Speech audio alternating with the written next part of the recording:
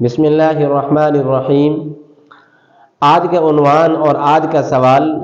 یہ ہے، جس کی وضاحت مطلوب ہے کہ بیماری سے شفا کے لیے بکرے کا ذبح کرنا کیسا ہے۔ دیکھیں جی، صدقہ اور خیرات کی ترغیب تو حدیث پاک میں آئی ہے، لیکن عوام الناس کا، پبلک کا یہ ایک عقیدہ بن گیا ہے کہ وہ کہتے ہیں کہ بکرے کو بیماری سے بچاؤ کے لیے بکرے کو ذبح کیا جائے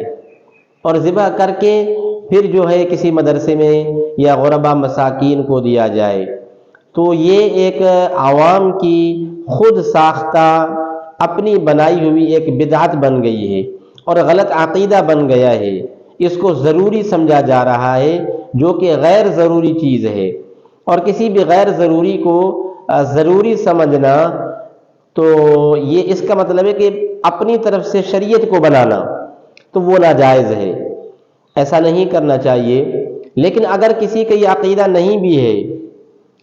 کہ بکرے کو ذبح کیا جائے، تو پھر یہ ہے کہ ہمارے بیٹے کی یا بھائی کی یا بہن کی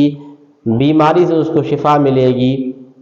کیونکہ عوام یہ سمجھتی ہے کہ جان کا بدلہ جان ہوتا ہے، تو ہماری جان بچ جائے، ہمیں اس بیماری سے شفا مل جائے تو ہم جو ہیں اس بکرے کو ذبح کر دیں۔ تو یہ ایک غیر ضروری چیز کو، غیر شرعی چیز کو ضروری سمجھنا اور اس کو شریعت اور شریعت کا حصہ سمجھنا،